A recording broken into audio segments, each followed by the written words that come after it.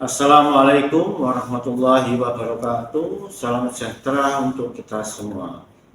Saya Ahmadi, dosen program studi Teknik Elektro, Fakultas Teknik Universitas Bayangkara, Surabaya. Video ini saya buat sebagai bentuk pernyataan diri dalam unjuk kerja Tridharma Perguruan Tinggi atau PDD UKT-PT tahun 2025. Saat ini saya mengampu mata kuliah rangkaian elektronika analog. Mata kuliah ini merupakan mata kuliah inti yang dilaksanakan pada semester 4 dengan bobot 2 SKS. Bentuk pembelajaran yang saya terapkan adalah dengan metode ceramah, diskusi, tanya jawab, dan problem solving. Di mata kuliah elektronika analog ini, mahasiswa akan mempelajari dasar-dasar sifat dan karakteristik penguat operasional. Adapun CPL yang sudah kami rancang dan disahkan ada 4 poin.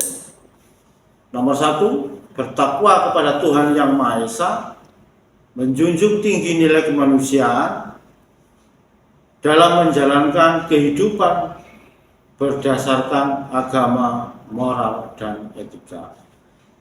Nomor 2, taat hukum dan disiplin dalam kehidupan bermasyarakat dan bernegara, termasuk anti perundungan, anti korupsi, anti kekerasan seksual, dan anti intoleransi. Nomor 3, menunjukkan sikap profesional di bidang keahliannya secara mandiri. Nomor 4, mampu memahami dan menerapkan pengetahuan matematika, fisika, pengetahuan komputasi dalam bidang elektroindustri. Untuk CPNK ada 6 poin. Nomor 1, mampu memahami tentang rangkaian penguat operasional atau op amplifier. Mampu menganalisis, merancang, dan mengaplikasikan rangkaian penguat operasional atau op amplifier. Yang ketiga, mampu merancang, menganalisis, dan mengaplikasikan rangkaian pembanding atau komparator. Yang keempat, mampu memahami, merancang, menganalisis, dan mengaplikasikan rangkaian penguat sinyal. Nomor 5, mampu memahami, merancang, menganalisa, dan mengaplikasikan rangkaian op-amp dengan dioda. Yang nomor 6, mampu memahami, merancang, menganalisis, dan mengaplikasikan rangkaian filter aktif. Adapun pokok bahasan yang saya bahas di dalam RPS adalah 1, mempelajari rangkaian penguat operasional op-amp beserta karakteristiknya. Yang nomor 2, mempelajari rangkaian penguat pembalik, inverting amplifier, dan penguat tak membalik, non-inverting amplifier. Nomor 3, mempelajari rangkaian pembanding atau komparator. Nomor 4, mempelajari rangkaian pembangkit sinyal atau sinyal generator. Nomor 5, mempelajari rangkaian op-amp dengan diode. Dan yang terakhir, nomor 6, mempelajari rangkaian filter aktif. Dari ke-6 pokok bahasan dalam RPS ini, saya jadikan menjadi 14 kali pertemuan tatap muka ditambah dengan 2 kali tatap muka, yaitu ujian tengah semester dan ujian akhir semester. Adapun di pertemuan pertama, pembahasan mengenai karakteristik dasar op-amp, pengertian dasar penguat tegangan open loop atau untian terbuka. Di pertemuan kedua adalah rangkaian tegangan, preferensi, siklus kerja atau duty cycle, serta karakteristik input output. Pada pertemuan ketiga, rangkaian penguat pembalik atau inverting amplifier. Pertemuan keempat, rangkaian penjumlah tak membalik. Dan penjumlahan tak membalik N masukan. Di pertemuan kelima adalah tegangan pengikut atau voltage follower. Di pertemuan keenam adalah penguat logaritma atau logarithmic amplifier. Pertemuan ketujuh adalah rangkaian integrator dan rangkaian diferensiator. Pada pertemuan ke-8 dilaksanakan ujian tengah semester. Pada pertemuan ke-9 rangkaian pembanding atau komparator. Di pertemuan ke-10 adalah detektor taraf tegangan dengan histeresis. Detektor tak membalik taraf tegangan dengan histeresis. Di pertemuan ke-11 pembangkit sinyal persegi atau astabel multivibrator. Yang ke-12 adalah pembangkit sinyal gelombang tanjakan atau RAM generator. Di pertemuan ke-13 penyiaran gelombang setengah linear ditambah dengan rangkaian pendeteksi harga puncak. Untuk pertemuan ke-14 adalah filter aktif. Pembahasannya mengenai low pass filter dan high pass filter. Di pertemuan ke-15 filter aktif, pembahasannya adalah band pass filter dan band stop filter. Itulah ke-14 pertemuan yang sudah saya rancang dalam RPS. Untuk menambah informasi tentang pengajaran yang sudah saya lakukan, dalam video ini saya tampilkan cuplikan tatap muka pengajaran pada pertemuan ketiga. Sekian atas perhatiannya, saya ucapkan terima kasih. Wassalamualaikum warahmatullahi wabarakatuh. Assalamualaikum warahmatullahi wabarakatuh. Salam sejahtera buat kalian semua. Malam ini kita akan lanjutkan perkuliahan elektronik analog, ya. Yang kemarin di pertemuan yang kedua kita sudah selesai melaksanakan. Nah, sekarang kita lanjutkan di pertemuan ketiga. Untuk pertemuan ketiga kali ini kita akan membahas rangkaian penguat pembalik atau inverting of amplifier. Di rangkaian ini adalah sistem closed loop, ya, karena ada umpan balik yaitu RF. Koneksi dari B output menuju RF dan tersambung dengan inverting input itu difungsikan sebagai umpan balik.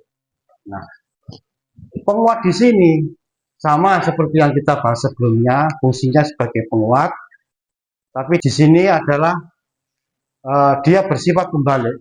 Artinya apa?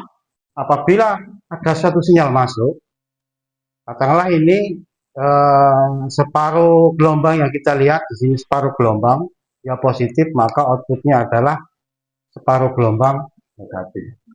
Itu prinsip dari rangkaian inverting. Nah, rangkaian ini saya kasih sinyal, yaitu P input. Saya fungsikan sebagai P input. P input ini akan memberikan suatu arus melalui RI. Ya. Pada saat mencapai titik percabangan yang ke atas ini ke resistor atau RF, yang lurus ini menuju ke inverting input. Hal yang perlu kalian ketahui, pada saat mencapai titik percabangan ini, tidak ada arus yang dilewatkan atau masuk ke dalam inverting input. Karena apa? Karena op-amp itu impedansinya besar. Ya, jadi tidak ada. Dan ini tidak hanya berlaku pada inverting, di non-inverting pun berlaku. Tidak ada arus yang masuk ke dalam non-inverting input atau inverting input. Sehingga di sini arus akan diteruskan kepada RF. Ya, pada RF di sini.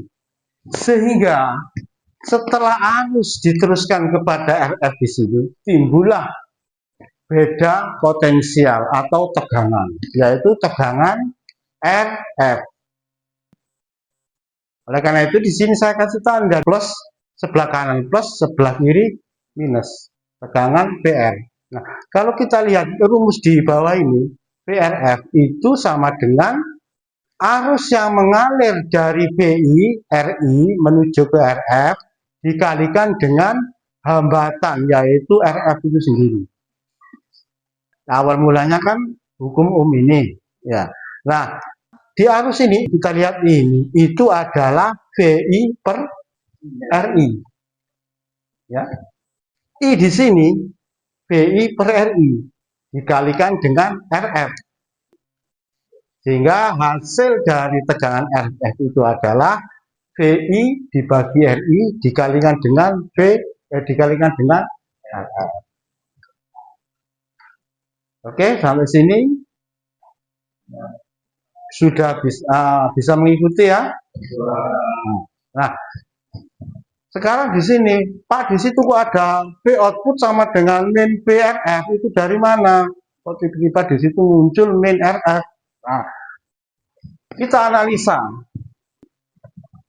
Kita lihat di P output. P output ini terkoneksi langsung dengan RF. Ya, terkoneksi langsung dengan RF. Dan kita lihat di sini, saat dia terkoneksi langsung, dia mendapatkan negatif tegangan pada VRF. Sehingga V output ini itu sama dengan VRF. Karena apa? Karena dia bertemu dengan potensial negatif terhadap RF. Asal mulanya begitu, ya. Nah, akhirnya dari rumus ini didapatkan bahwa V output itu sama dengan min VRF. Oke, bisa dipahami ya? Nah, kita lanjutkan. Di rangkaian ini, kalau kita perhatikan, di sini ada tanda panah ke atas, P plus, dan tanda panah ke bawah, P min. Artinya apa? Sistem ini itu membutuhkan catu simetris. Apakah bisa, Pak, kalau catu single? Bisa, tetapi errornya besar. Ya, dia tidak simetris. Apalagi salah satu trouble di op-amp itu kita mendapatkan nilai 0 di sini itu sangat susah. Memang ada satu cara, yaitu dengan melakukan offset 0, tapi itu tidak disarankan. Ada beberapa komponen seperti IC741 itu sudah ada fasilitas offset 0 ya, untuk mengenolkan di sini supaya memaksa sistem op-amp itu stabil. Nah, ini memang sangat penting, jangan sampai di sini ada tegangan pada saat tidak ada input. Nah, oleh karena itu, untuk mereduksi atau minimalkan error, di sini perlu digunakan power supply simetris. Ya, di V plus ini dan V min ini. Oke ya, sudah paham? Oke, dan saya lanjutkan ke slide berikutnya. Nah, ini ada satu contoh ini. Nah, contoh soal. Ini V input. Diketahui RF-nya 100K, RI-nya 10K. V input di sini 1 volt. Hitunglah V output dan gain closed loop. Kita lihat di sini ya. V output seperti yang kita bahas tadi itu adalah minus RF per RI dikalikan V input. Di bawahnya ini V output sama dengan ini kan RF berapa? 100K. Minus ini menandakan bahwa dia inverting. Ya. Dibagi dengan 100K 10K dikalikan dengan 1. Hasilnya adalah minus 10 volt. Kalau kita masukkan ke gain penguatan closed loop adalah minus 100K dibagi 10K sama dengan minus 10. Di sini terjadi penguatan berapa kali? 10 kali. Inilah yang menjadikan ini berfungsi sebagai penguat juga pembalik. Pak, itu kan sudah ketemu jawabannya. Saya ingin tahu akhirnya durasinya itu gimana?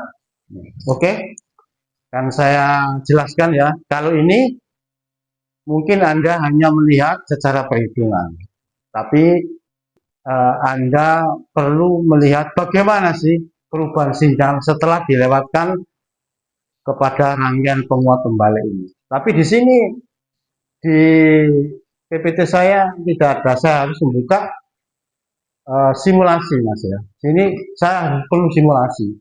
Ya mungkin dari simulasi itu kalian bisa lebih. Ya akan saya buka simulasinya di sini.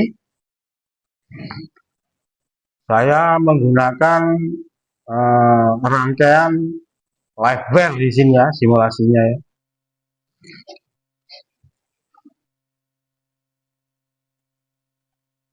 Nah,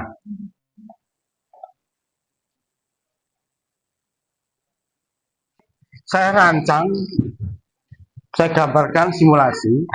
Ini kan sama dengan tadi, cuma bedanya di sini RF-nya 50K, R2-nya 10K. V supply-nya, satu dayanya 15 volt, plus 15 volt dan minus 15 volt. Nah, di simulasi ini akan saya tunjukkan bagaimana rangkaian ini bekerja. Ya. Awalnya kita juga butuh yang namanya alat penunjang. Di sini saya pasang function generator, ya, atau sinyal generator. Ini function, biasanya saya nyebut ini function generator. Function generator itu sebagai masukan terhadap rangkaian ini, rangkaian penguat ini. Nah, di sini saya kasih tanda A, di sini saya kasih tanda A, di sini saya kasih tanda A. Artinya apa? Ini terkoneksi. Saya buat begini biar nggak ruwet rangkaiannya ya, biar lebih jelas. Ini adalah function generator, dia memberikan input kepada inverting input. Nah, kalau kita klik di function generator ini, nah di sini kita lihat berapa voltase yang diberikan. 5 volt ya di sini ya. 5 volt, frekuensinya 500 mHz. Ya, ini adalah setting untuk menyeting berapa volt sih. Nah, itu. Yang semula ini 5 volt akan saya ganti menjadi 1 volt biar penguatannya tidak terlalu besar. Terus yang berikutnya, ini saya pasang osiloskop. Untuk apa? Untuk memonitoring bagaimana antara sinyal input dengan sinyal output. Ya, di sini osiloskop. Saya pasang 2 channel. Channel 1 ini memonitoring sinyal input, channel 2 memonitoring sinyal output. Nah, setelah itu semua rangkaian ini terpasang, kita akan membuat grafiknya di sini. Nah, untuk menyeting osiloskop, kita klik 2 di sini. Di channel 1 warna merah, ya di sini saya alaikan warna merah ini adalah sinyal input. Sedangkan channel 2 warna hitam ini adalah sinyal output. Dengan tegangan maksimum 20 volt, minimum minus 20 volt. Ini time-nya ini kalau di osiloskop adalah time per diff-nya ya. Ini kita atur berapa ini ya? Biar nggak 700 ya, 700 milisekon. Ini time per diff-nya ini kita atur sekian. Nah, dari pertanyaan Anda tadi, semula tadi itu berapa penguatannya? 10, RF-nya 100 ya. Coba di sini saya ganti 100K. Terus di sini tetap 10K.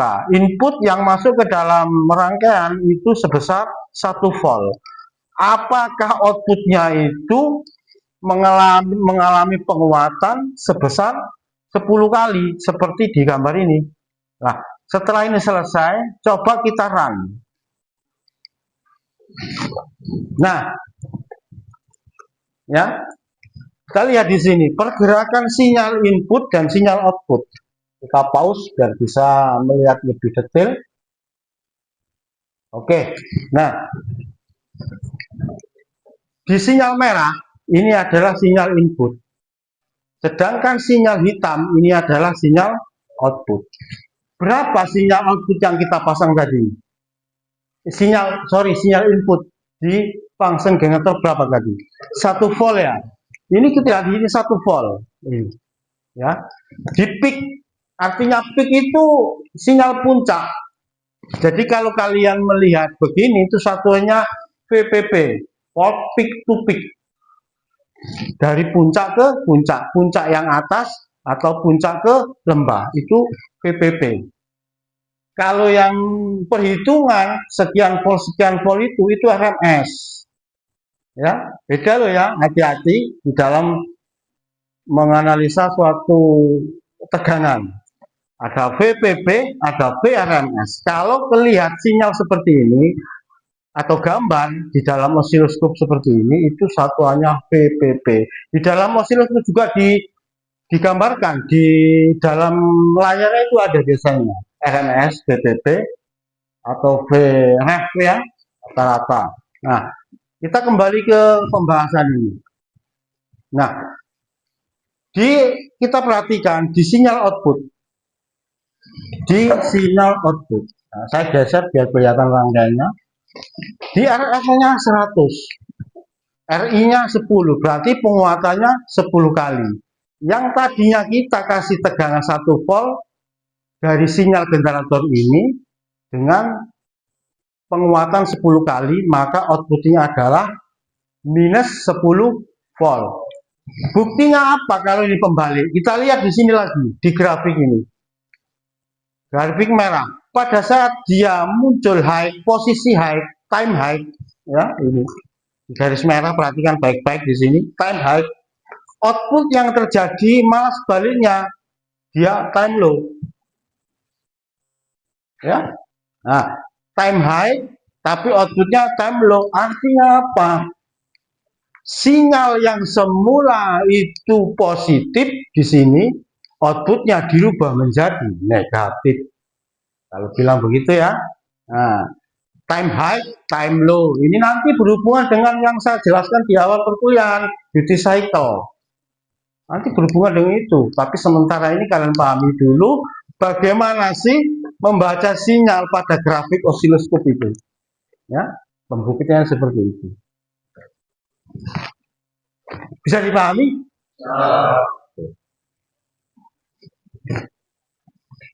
Apakah ini ada perubahan, Pak? Kalau misalkan V output ini saya ganti.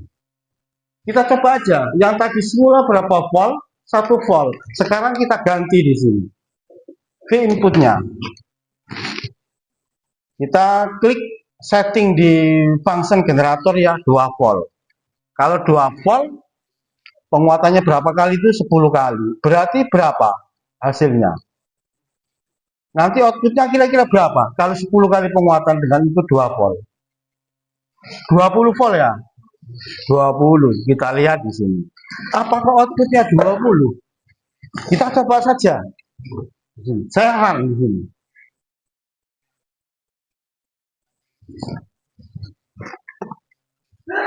Ada perbedaan nggak? Ada. Tapi yang jadi pertanyaan, kenapa di sini outputnya tidak sampai 20, bahkan 15 saja dia tidak sampai. Nah, inilah yang kemarin saya jelaskan, titik perpotongan ini itu adalah, kalau yang atas itu adalah V plus saturasi, tegangan ambang batas dari sebuah penguat. Kalau yang bawah adalah minus V saturasi. Jadi ini penguatan maksimum yang diberikan. Kita lihat di sini dia pakai supply berapa di sini? 15 sama minus 15. sedangkan inputnya 2 volt, kita lihat penguatannya 10 kali. Dalam perhitungan, ya memang 20 kali. Tetapi lihat di sini, kita terpangkas oleh yang namanya V saturasi. Nah, dari gambarnya kelihatan ini tidak nampak gelombang penuh. Padahal di sinyal input kan sinus murni ini bagus ini, tapi outputnya dia terpotong di sini. Sebenarnya tidak dia sampai 20 karena VCC-nya 15, nggak mungkin karena kalau VCC-nya 15 plus 15 volt, di sini 15, V saturanya pasti di bawahnya.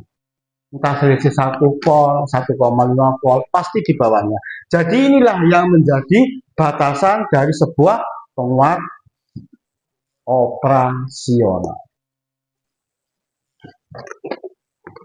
Bisa dipahami? Oke, dari materi ini ya, yang minggu kemarin karena masih bahas masalah open loop ya, kita sekarang bahasa siloskop. Jadi sementara ini kita gunakan simulasi untuk membuktikan bagaimana perubahan sinyal itu aja. Tapi suatu saat nanti ada tugas yang harus kalian kerjakan dengan real, ya. Jadi istilahnya tidak hanya teori saja.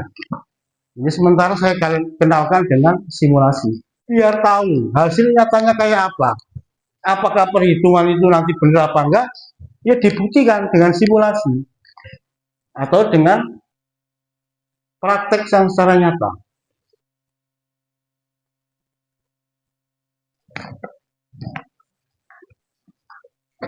Saya hentikan dulu ini biar enggak aneh ya. Nah.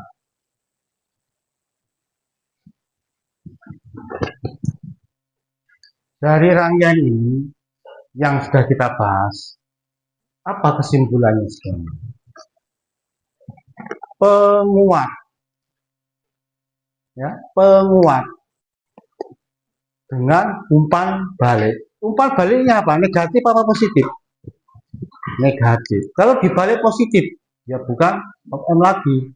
Itu sudah masuk kategori apa? Detektor. Nanti di next pertemuan berikutnya kita akan bahas masalah detektor yang detektor dengan histeresis ya. Kalau nanti di pertemuan berapa nanti di RPS yang awal pertemuan kita jelaskan di pertemuan ke-7 atau ke-6 waktu itu ya nanti. Tapi sementara dimantapkan dulu penguat inverting. Minggu depan kita bahas ke non inverting. Oke.